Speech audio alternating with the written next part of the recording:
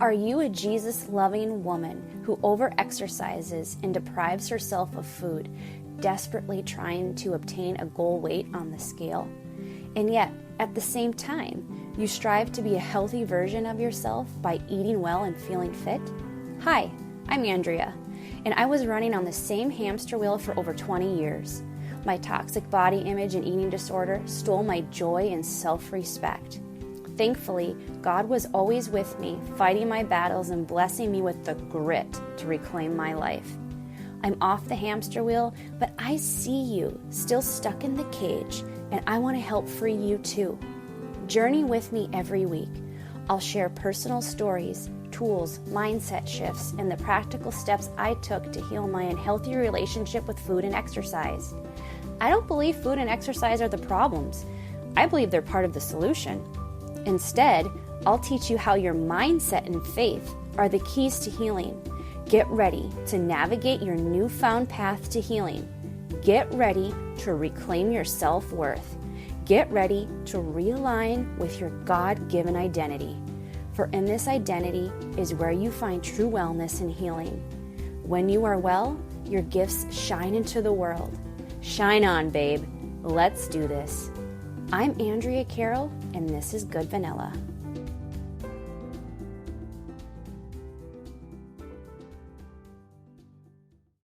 Hey there, friend. If you want to stop obsessing over food restrictions and start eating what you want without the fear of gaining weight, I need you to listen up because I created a program called Break Up with Food Rules, and it's going to do just that for you. It is an intensive 9 to 12 week program that is going to take you into a deep dive into the inner work that you need to do to heal your relationship with food and to rewrite food rules that actually work for you. Because right now, you are abiding by rules that don't work and they don't feel good, and they just suck the life out of you, right? So in this program, what we're going to do is dive deep into soul work. We're going to work on your inner child, who you are in your purest form, and your identity. We're going to address your mindset, the beliefs and the programming and the triggers keeping you stuck in your relationship with food. We're going to touch a little bit on your relationship with your physical self, with your body. And my favorite component is faith. We are going to dive deep into your relationship with God, listening to the guidance from God, and really following the calling He has on your life. Because when you are aligned with your God-given identity, food has no hold over you. You start living your life. You start thriving, and the eating disorder, the disordered eating, however you categorize or label your relationship with food, that starts stripping away.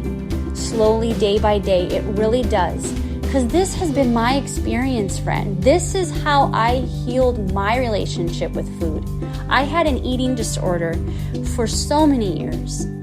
And I'm going to take you on the journey that I went through healing my relationship with food.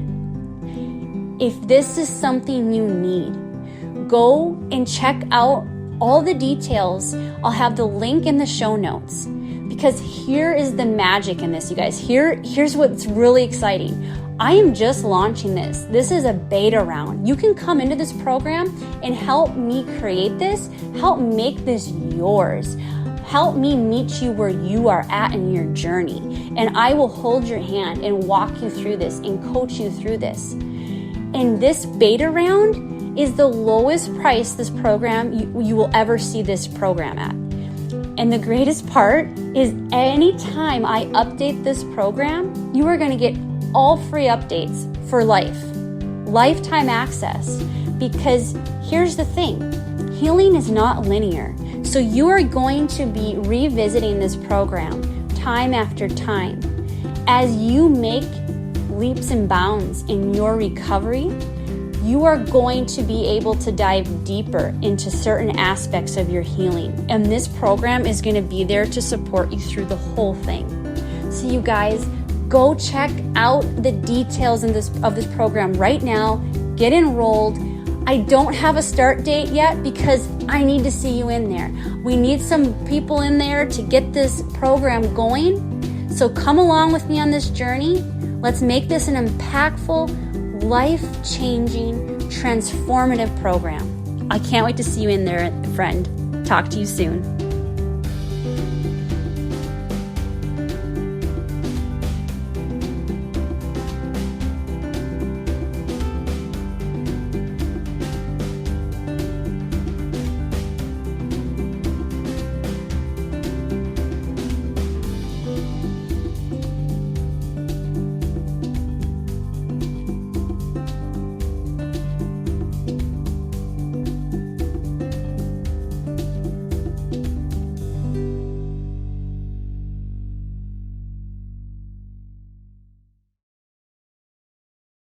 We can try.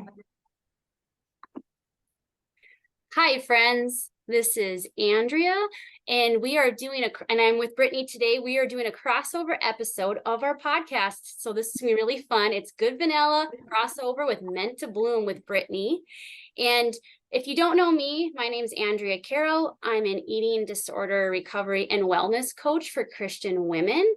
And I'm just really on a mission to help women make friends with food and their bodies and to pursue wellness from the foundation of faith. And Brittni, go ahead. Tell us who you are. Hey, I'm Brittni Clarkson. If you don't know, I'm host of Meant to Bloom, where I help moms to stress less and really enjoy your life because, oh my gosh, why are we doing this if we're not enjoying it? I guess I'd call myself a mental health advocate in many ways. It's me in a nutshell. Yeah, exactly. And Brittni and I found each other mutually through a program that we are students of online. And we just kind of hit it off with resonating with each other's messages and just liking the way we share and serve and want to be here and help other people. And so we have, I guess, this dual appreciation and love for really diving into mental health. And so we wanted to kind of dive deep into this today, really around, worthiness and gratitude and just kind of having this conversation that it feels like it's not happening enough, or it's not being spoken in a way where it resonates. And so since we kind of resonate with each other, we thought we'd have this conversation. Hopefully we'd be able to really connect with some of the listeners out there who are struggling with this. Yes. And I have to say, I love talking about the things that people don't want to talk about, the things that make you really uncomfortable to talk about or to hear about. And I feel like when you talk about things like gratitude and self-love, as much as I try to, those feel like such fluffy, light things. And I feel like when you're in such a dark place because you're struggling with the depression and anxiety, those things feel like so distant and far away. And it almost makes you want to vomit because gross gratitude. No, my life sucks. That kind of mentality. And so I feel like if we really talk about the nitty gritty, the ugly part we don't want to talk about, we can introduce that light, fluffy piece that makes you kind of sick, but it's something that you really do want and need. I know what you're saying, because when I've been very deep in the darkness with depression, suicidal at certain points in my life. And whenever any sort of anything that came along that what was trying to make me feel better, it's almost like I wanted to push it away. So it's like, I'm wondering, people that are in this point right now or in this place, how do you take the first step? What is something so that it's something that's easy to do? How do you take the first step? How do you accept it? How do you start receiving? It's almost like we have to receive gratitude to feel it. Do you know what I'm saying? How do you do, how do you, when it makes you feel like you want to vomit, Because I remember thinking that too. Like anytime someone said, Yeah. well, just think positive or do that, I would get angry. I'd get mad, like they were like it was so easy for them. It's impossible. Or to me, it felt impossible. Yeah. I kind of got myself into this point where I started thinking of the negative thoughts and the depressive behaviors as an addiction. Mm. And when someone told me, like, oh, well, it just looks so easy for other people to just be happy, to just enjoy the moment. And I was like, everything sucks. I hate everything right now. And it's because I was so addicted to finding the negative and to thinking negative and to like addicted to your own unworthiness, really. Mm-hmm. And like, I kind of had to hit what felt like rock bottom a number of times before getting help in different ways. And I would say like my final rock bottom was when I was suicidal. Like I wanted to end it all. And I had to realize, okay, I knew that I was like the right mom for my kids, and that's what kept me here. And then I was like, I can't keep living the same cycle here. Something has to change. And it was those negative thoughts that were just constantly like degrading myself and getting rid of my own self-worth. And, I was just making myself miserable with my own thoughts. And I knew that is what had to stop. And honestly, I think like a lot of people probably have to hit their own version of rock bottom in order to decide like it's time to get serious about this and make a change. And then I approached gratitude from a totally different way, um, which actually I think there was like, it's been a number of things that I've incorporated to make gratitude feel different in my life. Because I remember I had this friend years and years ago who, like, she was big into gratitude and she was so bubbly and fun. And I was like, that's what I want to be. But it felt so impossible. And I was like, but when I try to do the gratitude lists, I don't feel anything.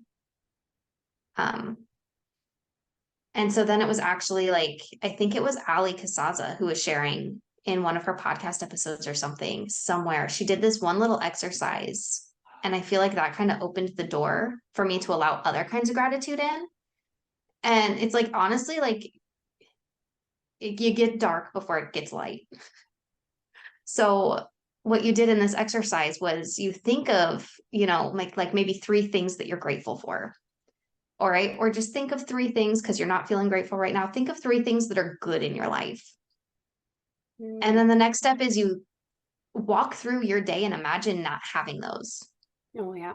All right. Being a mom, like I pictured my kids first, pictured my house, pictured my husband. And it's like, okay, now what happens if all of those are taken away from you?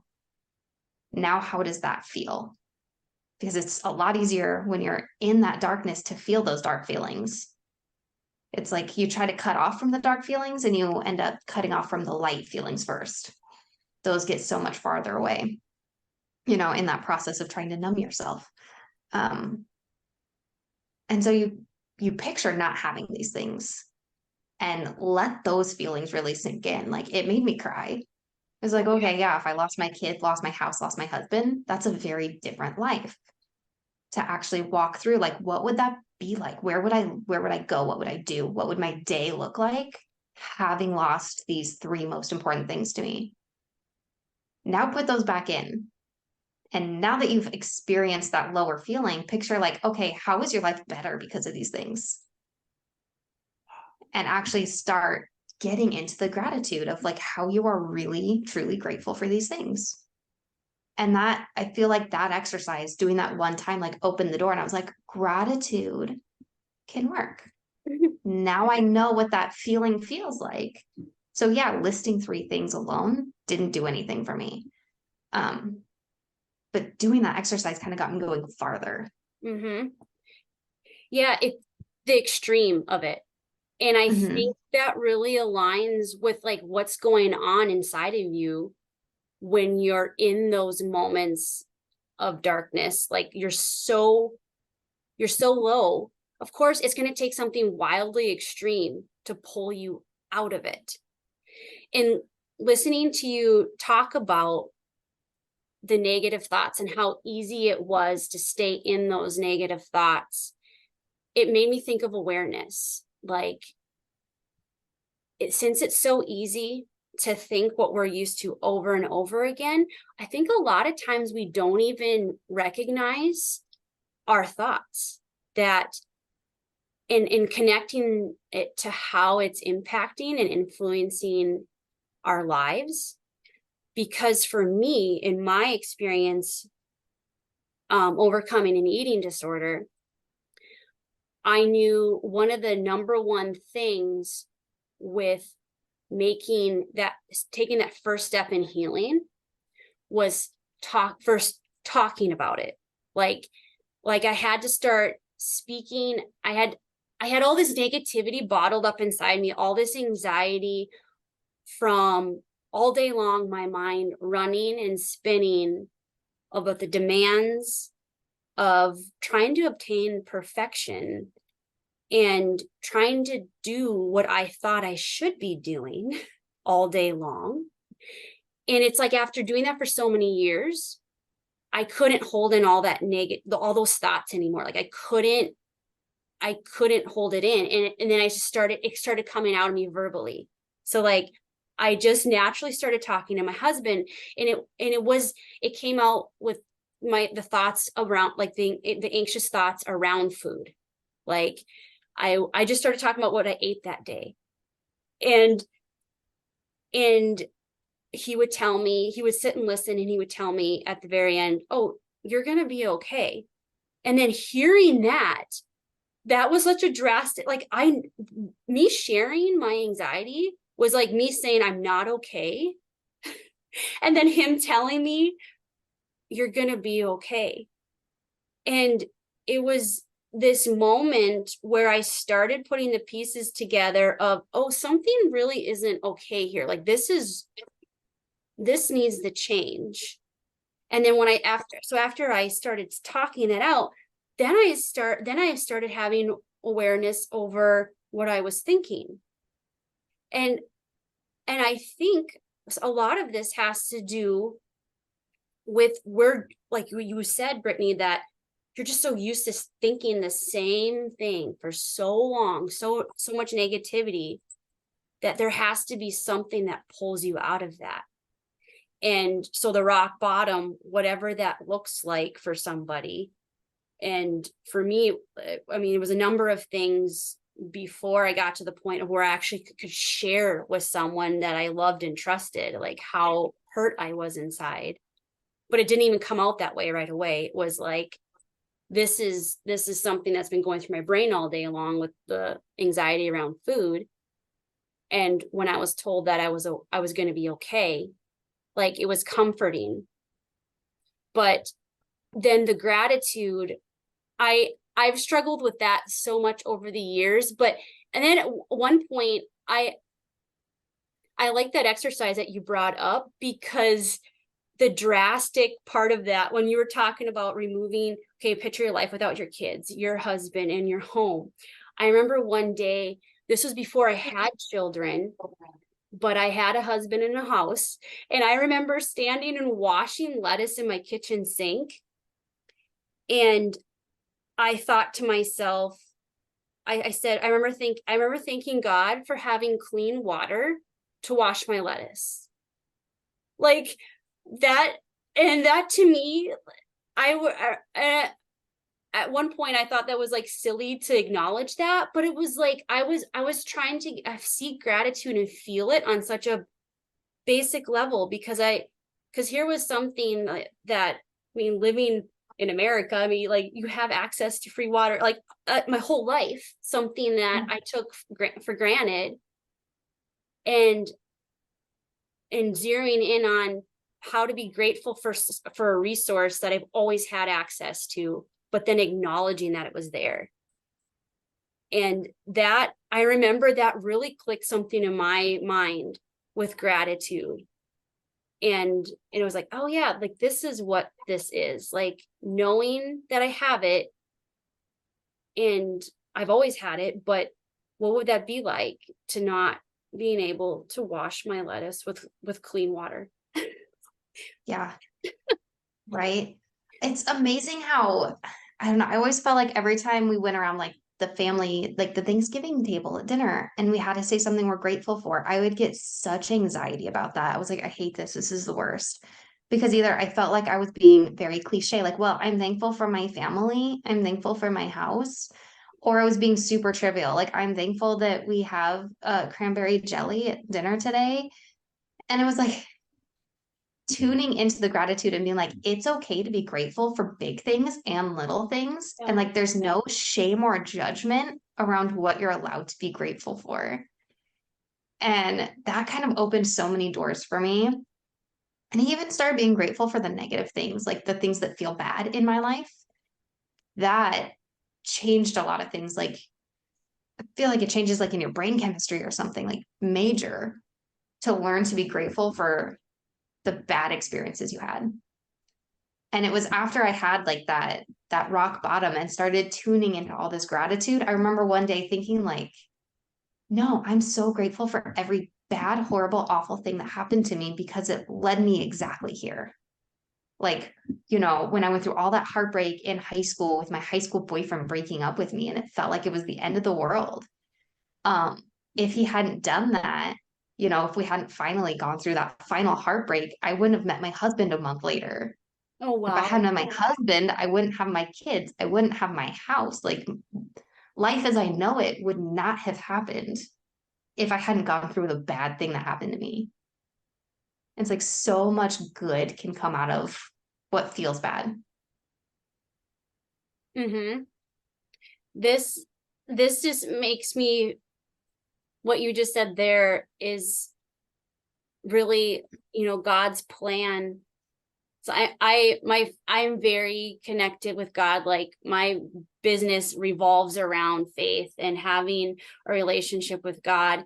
And really, that relationship is ultimate. What I tell people is ultimately the reason how I came to healing. And just what you had said, God's plans for you are good. Like, he can take something and make something bad and make it better. Like, you turn it around. And I totally agree. Like, that's been similar experience that I've had throughout my life as well. Is it's just in those moments, what totally sucks though? Like, in those moments, it feels like this is it. Like, it's never gonna get, now this is the last one. He can't, like, God can't do it again. Like, I start to, like, I feel terrible because there are times like I will doubt, like my faith will waver and I will start to doubt my faith. And I hate that feeling. And then in those moments, I really have to look back at the proof of like all those times leading up to now where something bad something bad happened and God was there and he turned it around. That's incredible. 1 month after you met your husband, that is so crazy. I can't. Yeah. Yeah. That was like a long 4 years off and on. And it was such a headache. And looking in retrospect, I'm like, I had like zero self-worth in that whole relationship. And I had like 1 month of, just, I don't know, recalibrating who I am. And then I met my husband and I'm like, oh, you're mine forever now. This is why that happened. Recalibrating. Yeah. And see, that is where I like to speak about too, is like realigning. I think a lot of this with like mental health and what I've learned, like, with being stuck in an eating disorder for so long was a number there's so many things, like unworthiness. Like, I did not know my value. I did not know my worth.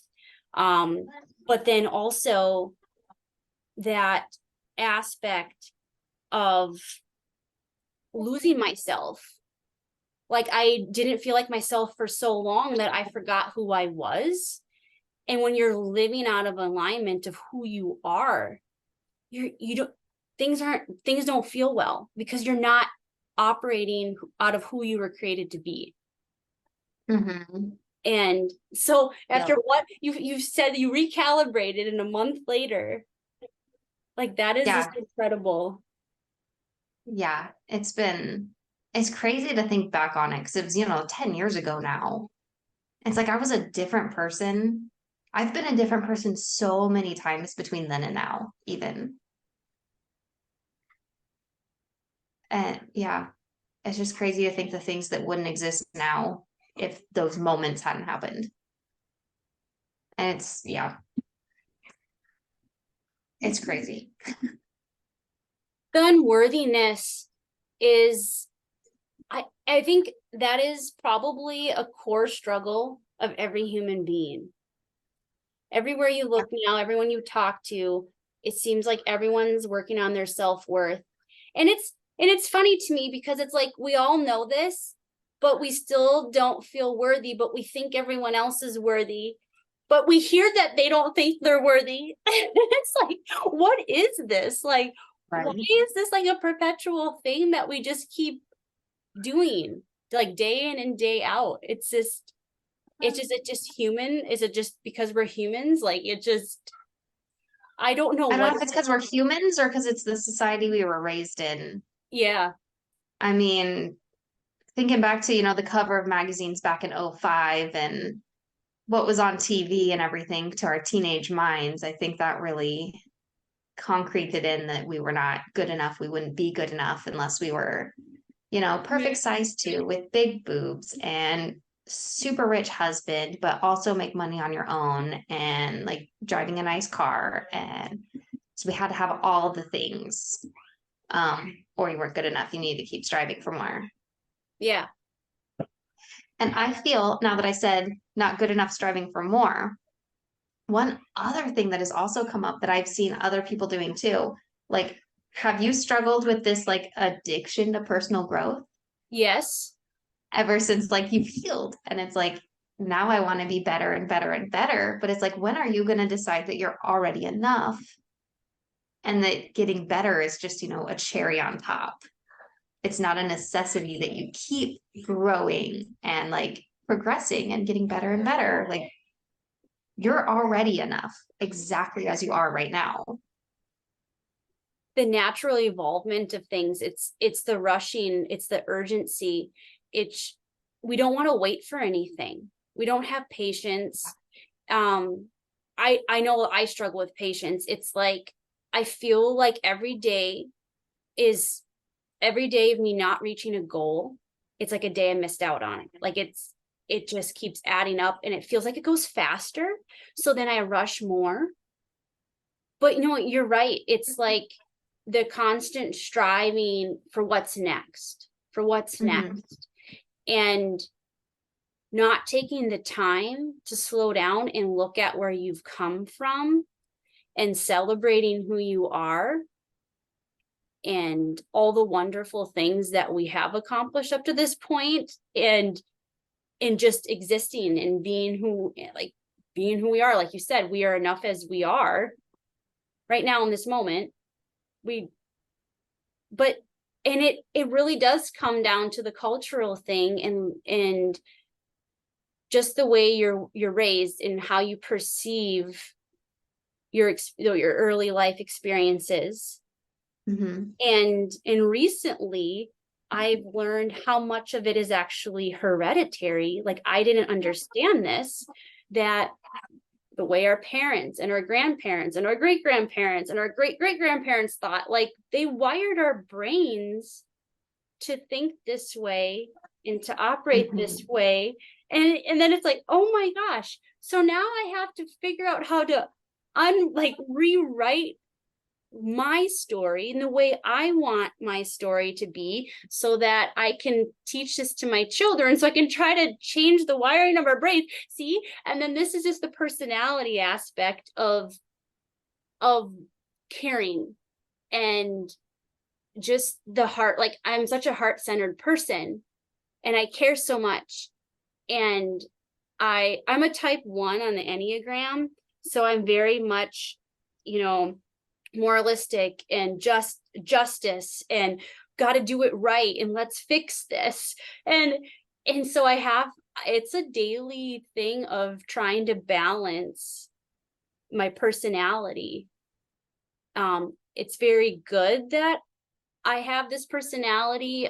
There's more good there than bad because I can do a lot with it, but it's really, I really have to look at it and remind myself to slow down because it's hard. It's hard not wanting to better not only yourself, because then once you have that knowledge of like it's hereditary and our thoughts are hereditary and passed down, then I start to want to change, like, what can I do for the future generations? Not only personal development for myself, but for my family down the line. It gets to be a lot. And in the aspect of being able to shut that off and be calm and like tell myself, like tell yourself enough is enough. It's a lot. And that's why mental health, like you can talk about it forever because there's so much to dive into. There is. I mean, I just picture a bowl of spaghetti. Yep. There's always that spaghetti analogy where everything's intertangled and intertwined. I'm like, I literally am just imagining a bowl of spaghetti. There's some meatballs. Bunch of it all gets intertwined. You can't untouch one thing from another, and then we get messy. And the sauce is in there, and it all slides around, and you think you got one thing figured out, and it slips over here. And you're sitting there trying to clean off one noodle. Yeah, like this will solve everything. If I just strip the sauce off this one noodle, it's all gonna be better. But and then so it gets to a point where I can't reason anymore. I actually had a conversation yesterday with somebody that's very dear to me, and her phone call came at the most optimal time because I was actually I just got like done praying to God saying, man, God, this has been a tough few months here mentally and personally in my life with my family. We just kind of feel stuck. We feel like we're going backwards from we were up here and now we're like down here, and it's like, how do we get back up there? And she stopped me, my friend, and she told me, don't get so trapped in your feelings. You have to go into your logical brain right now and go into your truth, because the feelings will keep you stuck. Like, it's good to look at our feelings and to acknowledge that they're there, but over analyzing them, you'll be there all day. There comes a point in time where you just have to be logical and know what is true and keep going. And I couldn't believe that her phone call came within like a half an hour after, like, was like just telling God, I need something from you right now because I don't know what's happening. I need some direction. I was swimming in feelings, like I was drowning in them. Yeah. So I loved her message of just, okay, drop the feelings, get logical right now. You know what's true. You can have a logical brain. And that was very helpful for me. That is crazy because like last week, I feel like God kind of spoke the same thing into me. I was spiraling and like getting really overwhelmed because we'd had I was really tired. It was when we just got back from family vacation, and I had this really like just getting so overwhelmed coming home, and things didn't go the way I had planned for them to go and expected them to go. And like I was like, okay, I'm just gonna go take a shower. Like I laid down in my closet for like half an hour, 45 minutes. And then finally I was like, I'm just gonna take a shower. And I get in there and like the warm water is on me. And that's when I do my best thinking and make the best realizations. And I was like, I can keep over analyzing what didn't go the way I planned. And I can keep like trying to dissect why I'm feeling the way I'm feeling right now and explain it. Or I can just get cleaned up and go, move on with my life. I can just keep on going. I can go clean up the mess. I can just let things be okay, even though this upset me. I don't have to keep dwelling on it and letting it spiral out of control. Yeah. Wow. I know. Like being okay with it is what it is, that is hard, I think, because and one reason why I think this is hard is because when you start to do the self-development or the personal development and you're learning about mental health, you learn that you can create your own reality with your thoughts. So you think Mm-hmm. so that's the, like you said earlier, we're getting obsessed with with that idea of self-development. Okay, so if I keep trying really hard to control my thoughts and think positively and be super grateful all the time and declare my worthiness all the time, like I can create this reality that I so desire. And it is true, but then there are times where you just gotta, it is what it is. Like just relax for a minute. Like just Right. I I feel that's where I think I feel really, really exhausted, is that striving, like, okay, since I'm not there, since if I just keep focusing on it more, if I keep visualizing, I can manifest it faster. And then when it doesn't happen, you're like, okay, I gotta do more. It means it wasn't enough. And then it's like, wait, that's not what this is about. It's it's actually gonna have the opposite effect. It Mm-hmm. is what it is. See, Step yeah. back. It's the same like addictive pattern that we get in thinking like, I'll never be happy or I'll never be small enough. And we just keep striving and striving, but we never set that goal of like, what even is enough? Mm-hmm. Like, I struggled with like just unworthiness and feeling like I'll never be good enough in every sort of a way until I finally started questioning what does enough even look like? Like, Yeah. where's the end goal on this? Because you're just going to keep moving that goal and you're going to make yourself sick trying to make yourself better.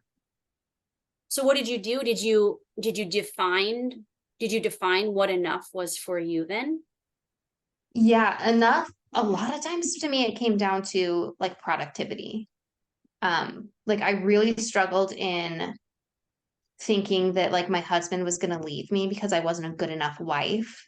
When I quit I used to work a full-time job and it was really exhausting on me. And then I'd come home and not do anything at home because I was exhausted from work. Like I physically did not have the capacity to keep up on any kind of housework. Whereas my husband was working literally twice the hours I was, and he still had the energy to do it. And then I felt really bad and really Oh guilty. And I yeah. just had this whole mental spiral of it all because I was like, I'm not enough. And then I started staying home. And then my depression was so bad that I couldn't bring myself to keep the kitchen clean or cook dinner. And you were saying something before about talking about like when you voiced your anxiety around eating with your husband and stuff. Um, I almost interrupted, but I let you finish. Uh, but I was like, saying things out loud really takes the power away from them in so many ways. Like whether it's just getting it out of your head. Because I mean, if you picture how big your head is and then how big that thought's really big in your head. But once you let out into the world's a whole lot bigger. That thought Yeah. can just disappear into nothing. Um, so definitely like getting those thoughts out because they seem way bigger inside your head than they really are. And when I voiced it to my husband, I was like, I just feel so bad. Like I felt guilty and bad making a frozen lasagna for dinner Mm. because I thought it wasn't good enough for my husband. I thought it meant I wasn't a good enough wife. And when I said that to him, he was like, are you crazy? What? You made a frozen lasagna. Like I had prepared frozen food and put it in the freezer, things that I had even made from scratch. And then I felt unworthy to use that as dinner. Like I felt like it wasn't good enough. I wasn't good enough to take a Oh, pre-made meal and stick it in the oven. So I'm like, but that doesn't take enough time. That doesn't take enough energy. That's mm. not me showing up enough right now to make you dinner. And he's like, I don't care. Just put something in the oven that's warm and hot for me to eat. Like he did not care. And I put so much like value, like I tied my whole worth up as a human in these little experiences. And it wasn't until I started talking them out with him that he's like, that doesn't even make sense. and I'm like wanting to end my life over this. Yeah. It's the performance thing. Like that's what I hear when you said that. Like, I feel like I need to perform to prove that I'm worthy. Mm-hmm.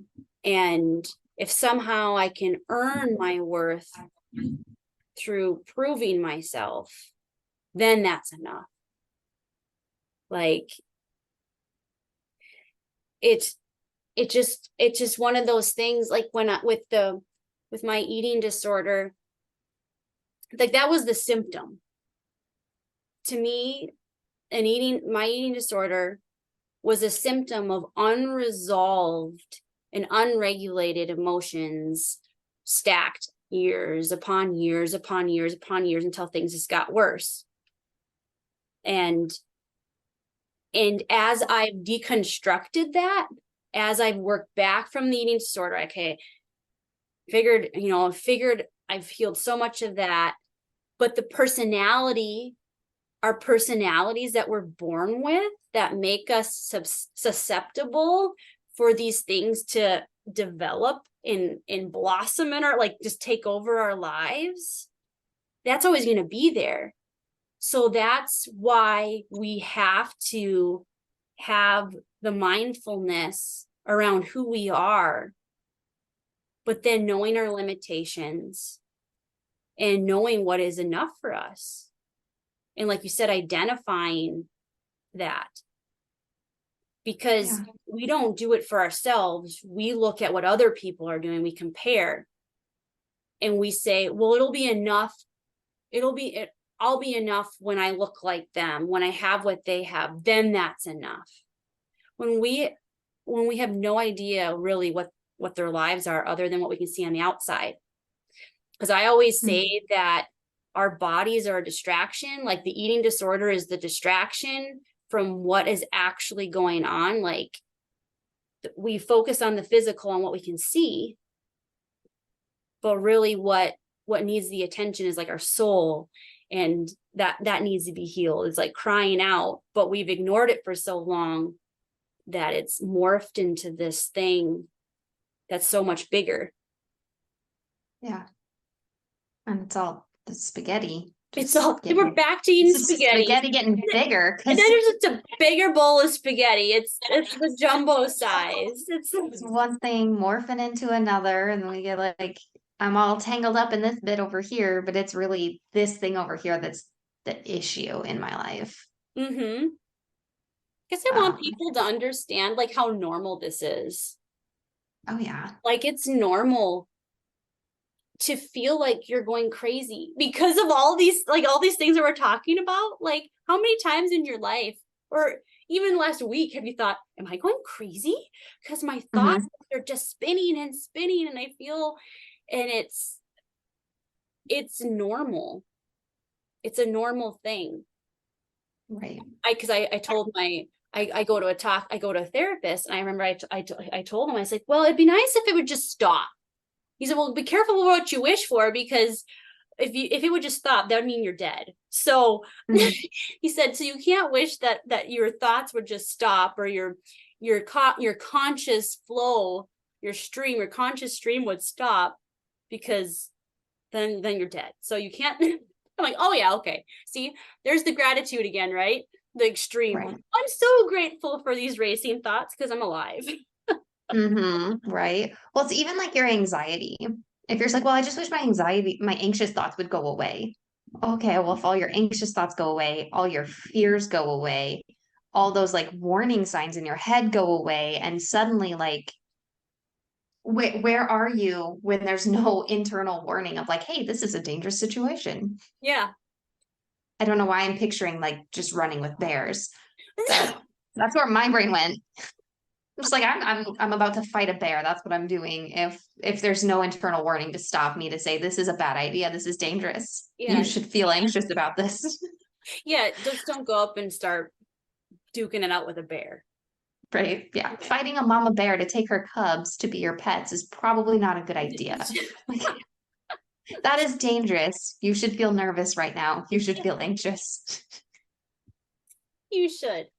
Oh my gosh. I know.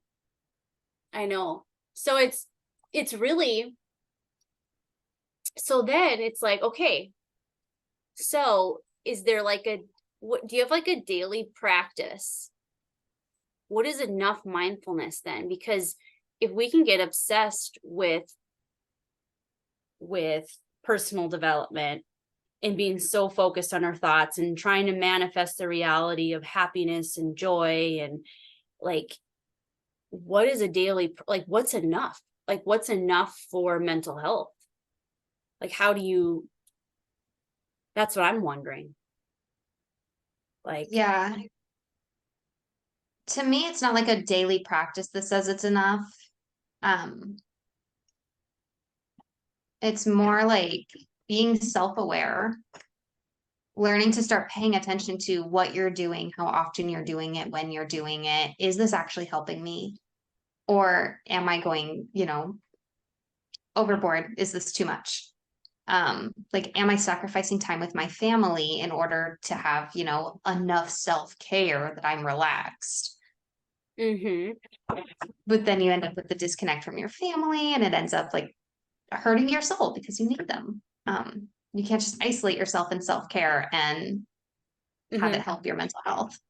It's all about like the balance and all of that stuff. But I would say like there is one like mantra that tends to come back to me a lot, and that's one thing at a time, or like one thing is enough. Oh, And I practice this like in my business a lot when I feel like I'm spending too much time at my computer just trying to be busy doing something. And I tell myself, if I do one thing a day, that's enough, and then I can stop. And if I feel like I'm really overwhelmed by my house, like if I do one thing, that's enough. And then I can stop and move on to like some other part of my life that feels like it needs more attention right now. You know, yeah, it's like that's, some days I don't do all the laundry, but if I wash and dry a load, it's enough. We have everyone has clean socks and clean underwear at that point. That's enough. mm-hmm. It doesn't have to be perfect because it never will be. And when you said the one thing, it reminds me of something I learned years ago, the next right thing. Oh, I can't remember who she is, but she's actually like an author and she has a Emily podcast. P. Freeman. There we go. There we go. You got it right there. Because I'm subscribed to her podcast and it's called The Next Right Thing. And I remember that's kind of that's very helpful. Like because when all the things hit you at once, okay, in this moment, what's the next right thing? Like you're focusing on the one thing.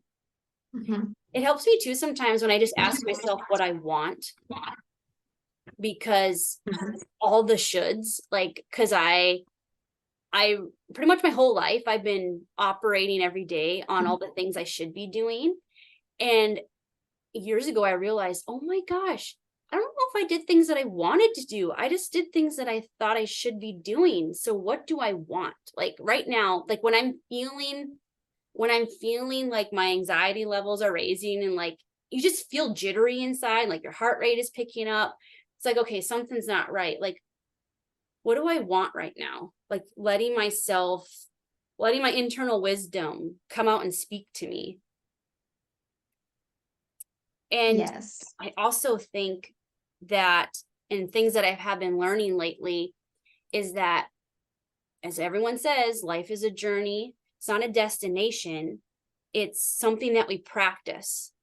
So we practice on a day to day, what's working, what isn't working. Like finding, each person needs to find their own thing. And it's good to learn from others and listen and get ideas and then practice it, see what sticks, what was helpful, what wasn't, or maybe you need to tweak it for yourself and hold on to that.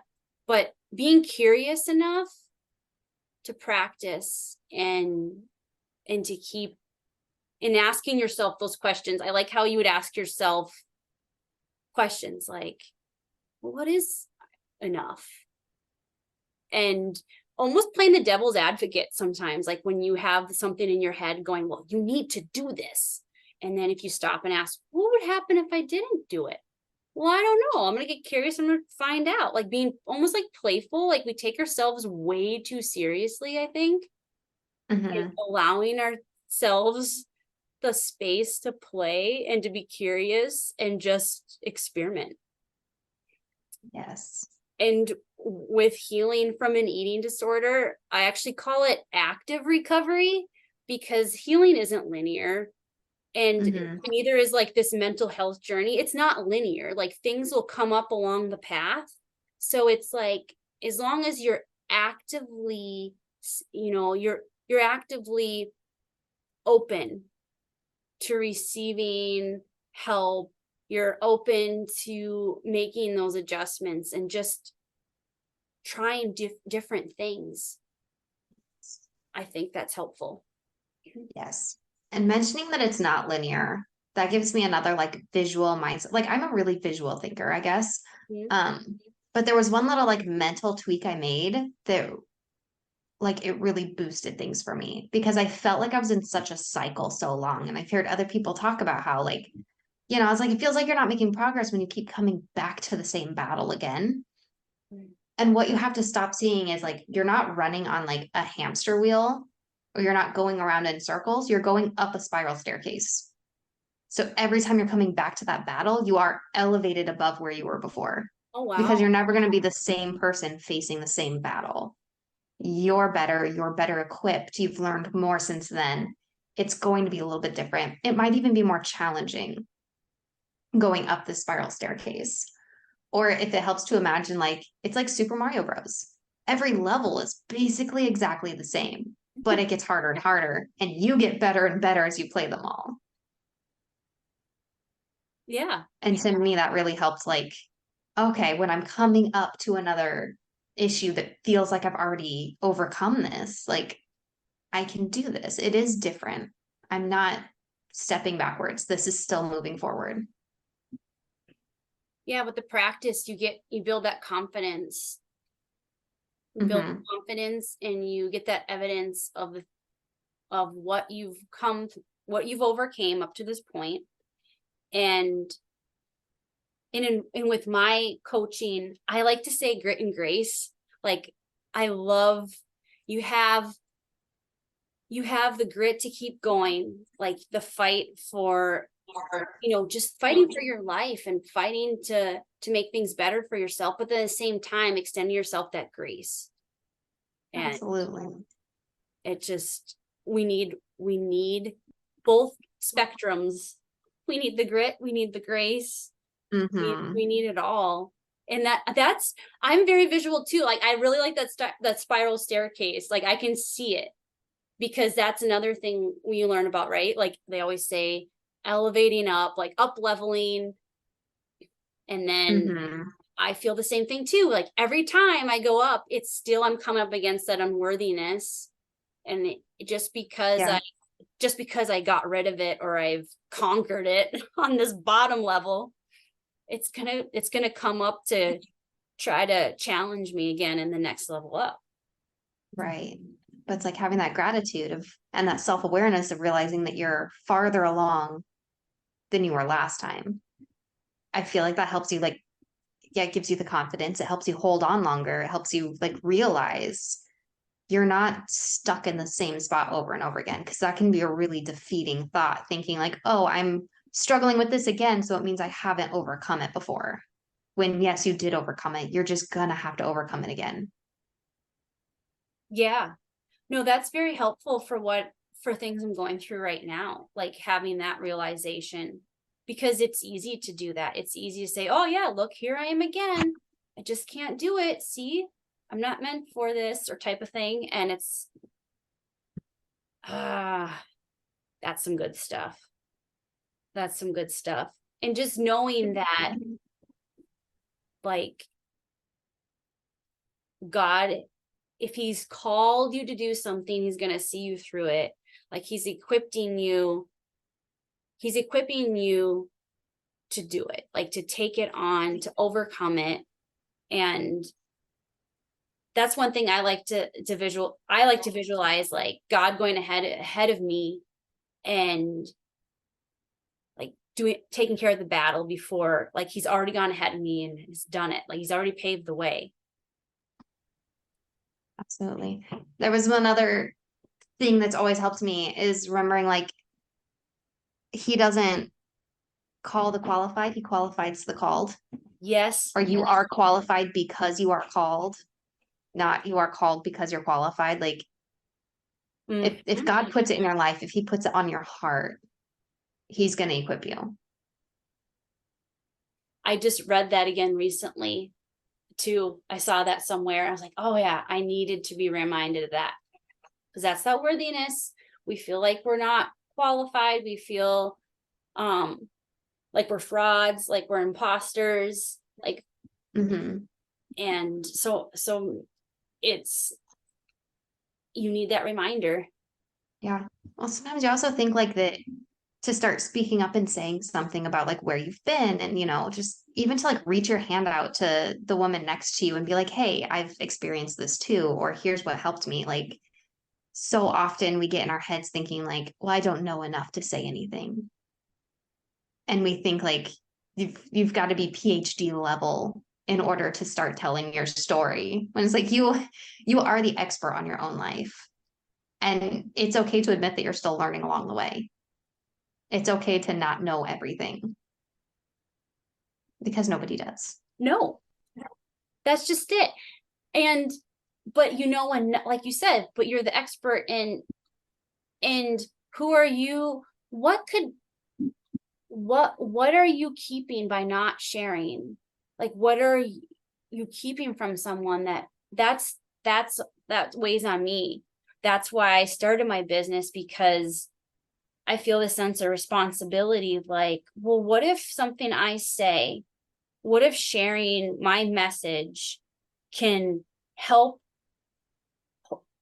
people reclaim their lives? Yeah. And because I just like imagine myself still stuck, and Mm-hmm. and it really makes me angry. It makes me very sad knowing the number of people out there that just are stuck in the relationships with food and their body, and and that's all their life is, and our lives are so much more. And Yeah. and the fact that we're sharing, like, because we each have our own business, we're Mm-hmm. sharing our life experiences. We're the expertise in our life. We're the experts in our lives, and we have so much to offer, and we can help so many people. And I think that's incredibly brave. I think and especially talking about topics that we talk about that are so vulnerable. Mm-hmm. And it's like, honestly, I feel like when I was in my darkest place, I don't feel like I could have learned from someone who is super light and bubbly and like hasn't had a struggle in so many years. Like, you know, if someone overcame it 10 years ago, like you get really distanced from that issue and that problem. And so it gets really hard for someone who's still struggling to relate to that and to like learn from it. Because you just look at it and you're like, that's an impossibility. That's way too far away. I can't get to that level. And again, I visualize a staircase. Like this is just how I visualize like women helping women. It's a staircase, and the woman at the top can't help the woman at the bottom. You, wherever you are, can turn back and help the woman who's one step, two steps behind you. You can physically reach back and grab her hand and tell her exactly where you just stepped and help her step. Mm-hmm. And it's such a more like looking forward, it's a lot more realistic to grab from the woman who's right in front of you than the one who's at the top. Yeah. So then right now in your business, how are you turning and extending? What do you have going on right now? Are you, Oh, like, yeah, do you have like, because I saw you had something posted. You had these great resources a while back. You had a reel, and I was like, oh my gosh, I gotta sign up for that. Was that a workshop again? Or is that was it the mindset realign? The one I maybe? just posted? Yeah, maybe. Yeah. So the mindset realign is actually like, it's a really great resource. I've turned back to it a dozen times at least. It's really great. It's only $5. It used to be a challenge that I would host, and then I created like a whole workbook, and then I recorded videos for it. So it's actually like a self-paced 5-day course that you Okay. can do. Yeah, and it just gets you thinking, like putting your focus where it really belongs. It gets you questioning, what are you even thinking about? Checking in with that mindset of, are you even living a life of intention? Are you practicing gratitude? It's got those kinds of things in it, just to, it's a real mindset check. It's what it says, mindset realign. Yeah. Um, Yeah. I know I saw that. I was like, this is a great bundle of resources here. I was like, gonna have to check in on that. yeah. So I thought I lost audio for a second. nope. I have my daughters walking into the room here. I had to mute earlier. My kids were screaming at the doorway. Yeah. This is mom entrepreneur life It is. at its finest. Oh, I love it. Yep, things don't have to be perfect to be good. Oh.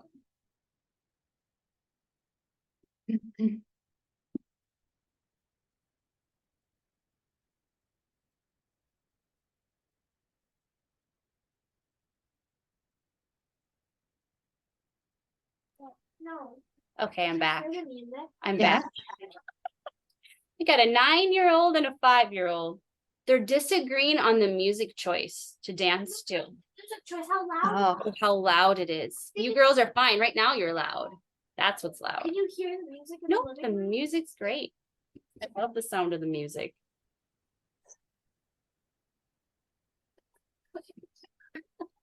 We must be at the end of our time because I think so. yeah, we got expiring children here. Yeah. Need mom's attention soon. But this has been a great conversation. I love how deep we went. I love how many things we touched on. And I loved how real and vulnerable this conversation was. It needs to happen. And it needs Really to does. and people need to know that it's okay to have these conversations. This is a normal, and mental health is health. It is. I'm very passionate about health and wellness, and mental health is part of that. It's Oh yeah. all connected. Yeah. And I mean, in some ways, mental health can be like the most important when you're trying to seek health and wellness. Because exactly, like if your mindset's not right, if your mental health isn't right going into it, you're not going to get the benefits and the effects out of everything else that you want. that was my experience, because when I started working out when I was 14, I did it because I didn't like the way I looked. Mhm. I did it out of self-loathing. I didn't approach it. I didn't start it out of a form of self-love and wanting, to feel better. I did it out of a place of self-hate. So I know that if I would have approached it differently, my journey would have looked so much different, because once I started working, Right. then it really just, that's how my eating disorder developed. I got very obsessive about it, and I wanted to see how far I could take it. How much more could I lose? How can I do this? So exactly, the mental health is and then at the base of that, I say faith is the foundation of even that. And that's what it is for me. That's like my core, and then my beliefs and my business is faith is the foundation of wellness. And that's where everything stems from. So, but Absolutely. yeah, so this has been great, Brittni, and we should do this again, because I know we'll come up with we'll be watching each other's reels on Instagram, Yeah. and you guys need to go follow Brittni and I. We'll in show notes, we'll put stuff Yep, in the there link. for people. We'll get our link, we'll get our Instagram handles in there, and we'll put in, you'll have to get the link for your the Realign. That'd be awesome. I can get that. Yeah. And I'm also going to have a free download. I made a Speak Life bundle where you normally charge $27 for it, but I'm going to give it to the audience for free. And there's 3 prayers that I wrote and then 54 affirmation cards. And it's just to replace the negative with the positive and replace it with God's truth. So we'll get all that in the show notes, but this has been awesome. And I hope share this episode with people that need to hear this message. Because it's real with the kids and all, with the children interrupting and everything. It's real. It really is. Do you have anything else you want to say, Brittni, before we shut off here or close out the conversation? Just that typical reminder that you're already enough. You don't have to keep growing or striving for anything else. Like, act from a place of peace and love for yourself.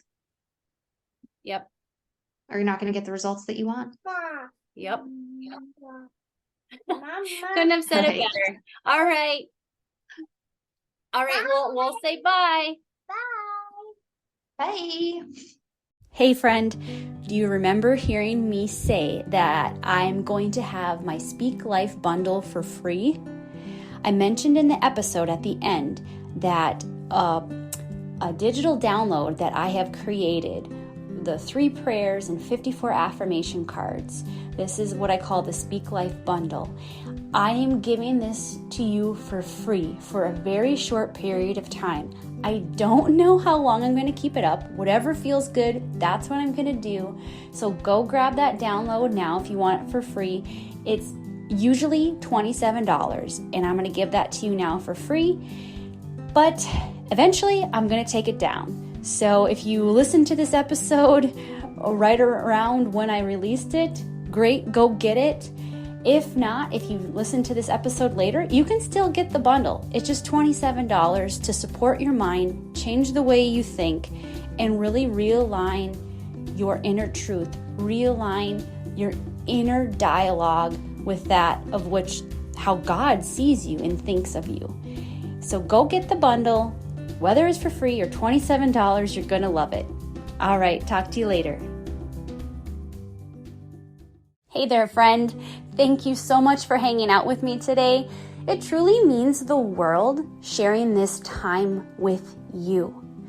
But to be honest, it's never enough time. Like, I could talk to you forever. If you feel the same way, come on over and visit me on Instagram at Andrea_Caro. Introduce yourself. And while you're there, you'll see that my page is infused with faith. It is infused with hope. And it is infused with humor. And these are things we need in eating disorder recovery. It's my mission to change the messaging around healing journeys. I believe that we should be pursuing wellness from a foundation of faith. So if today's podcast episode or any other episodes resonated with you, please consider rating and reviewing my show on Apple Podcasts. I would appreciate it so much. This would help me get my message in front of other people like you that need it so desperately.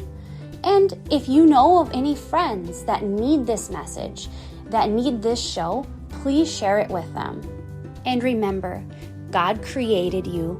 He loves you. He has great plans in store for you. So get ready, girl, and shine on, babe.